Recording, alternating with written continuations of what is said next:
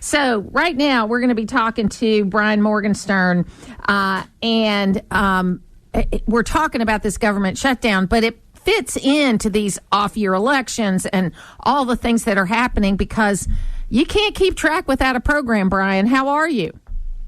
I'm doing great. Great to be with you. So tell folks what you do, and then let's talk a little bit about the Schumer shutdown. Sure. So I worked for President Trump in the first administration at the Treasury Department in the White House. Now I work for a company called Riot Platforms that does Bitcoin mining and AI data centers, two big priorities for this administration in the country.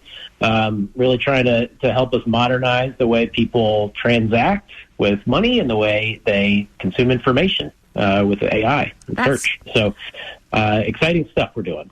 That's very interesting. Just about this shutdown, it seems to me that CNN yesterday with Wolf Blitzer were calling Democrat elected officials saying that they actually created this shutdown because of the dates they put in their own bill that they wrote under the Biden administration. Okay, so that happened on CNN. The day before that, Jon Stewart challenged Bernie Sanders about, the fact that the same kind of thing, that, hey, you're the guys that put us in this position. We don't want to see insurance prices go up, but you're the ones that put the deadlines in there. Jon Stewart did that. And then the day before that, The View had a fill-in person talking again to Bernie Sanders saying, you guys should do without your paycheck while you're doing this if you're not going to keep the government open. Bernie Sanders says a lot of people can't afford that work in the Congress. And she goes, the people that don't get their checks can't afford it now. And he said, fair point. So I feel like the tide is turning and that the pressure is really coming down on Democrats, especially those 6 or 7 that are in Trump states that Trump won, that we might be seeing a crack there. Am I too optimistic? Well, I hope you're right.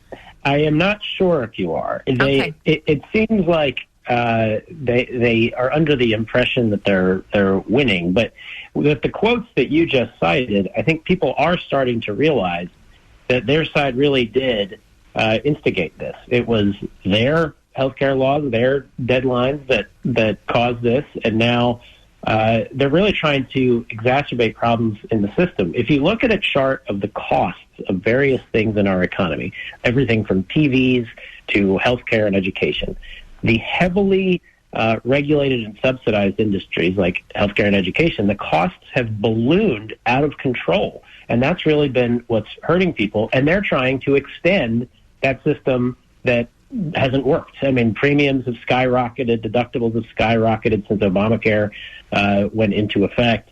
And now they're saying, well, we have to extend that.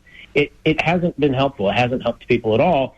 But they're hanging their hat on this. And I think it's a losing strategy, but I think they may have a little more stamina in them than you do. But I hope I'm wrong. I hope they come back and open the government. I am an optimist. I will admit that. I mean, it's funny. My husband and I have a little saying that I'm half full and he's half empty, and together, we have a full glass. And I'm the person that's saying everything's going to get better, and he's the one that says everything's going to get worse. So it makes a good match. Let's just put it that way.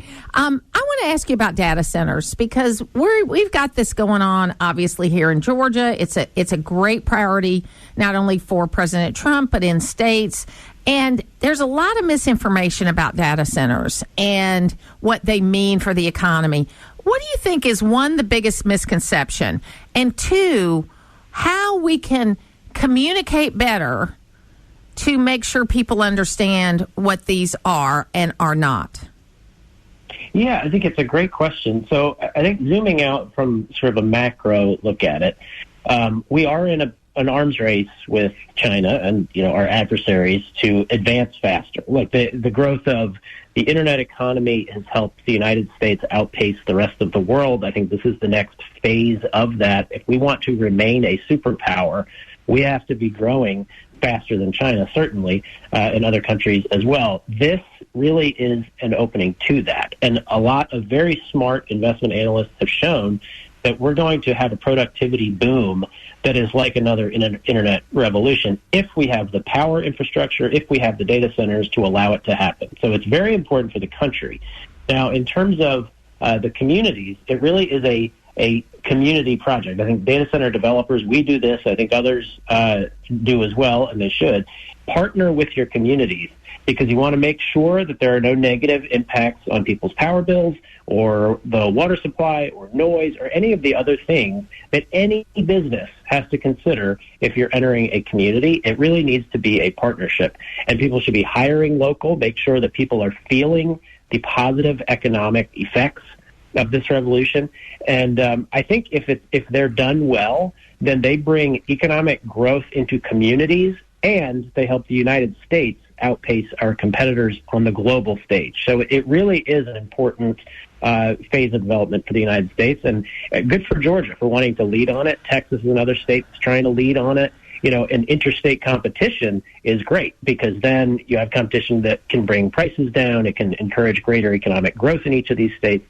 So it's really an important thing for the country. And if done well, it can really help communities to grow economically as well.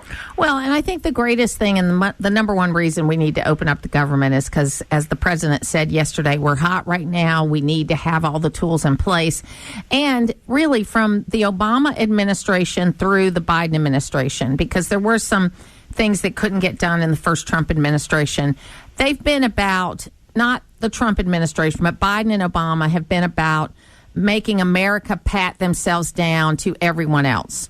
And now what we're seeing from Trump, and I hope the next 8 years after Trump, is we're going to be shooting back up again and people are going to be following us. That's where we got to get back to. And I feel encouraged we're getting there. But the first step to that is getting the government back open. Yeah, absolutely. I mean, here's another thing. The White House's approach to this of, trying to shrink the government, I think is long overdue. If we just returned to like pre-COVID level spending, our fiscal house would be much more in order. I mean, we could actually get our national debt to GDP ratio like under control. We could have that would strengthen the dollar. It would make our economy stronger. So I am glad that the White House is focusing on getting spending under control, which is something that really ballooned wildly under the last administration. But getting the government open, just providing basic services. The school kids need to go to the Smithsonian. Like, we need to have our museums open. We have to have national parks open. We have to have critical federal programs open.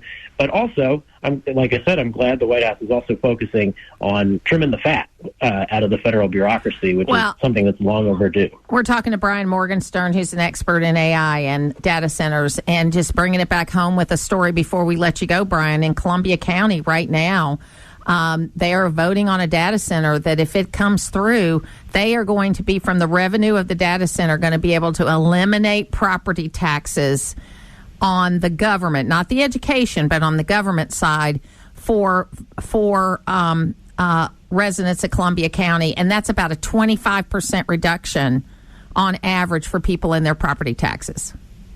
That's fantastic. And in some areas, that's a great development. In other areas, when they're building out the power infrastructure, they can significantly relieve people's power bills also, because the data centers, their main input is energy. And if they're building out some really strong infrastructure, they could potentially give some of the surrounding neighbors basically free electricity. So that's happening in some areas as well. But I'm very happy to hear about that property tax development. That's terrific for the surrounding residents. Absolutely. And Brian, if people want to know more about the work you do, how can they do that? I usually post updates on X at Morgenstern NJ. So that's usually the easiest place to check out what I'm up to. Thank you so much for being with us today. I appreciate it very much. I want to talk to you again. Yeah, absolutely. I'd be happy to. I appreciate you having me. Thank you.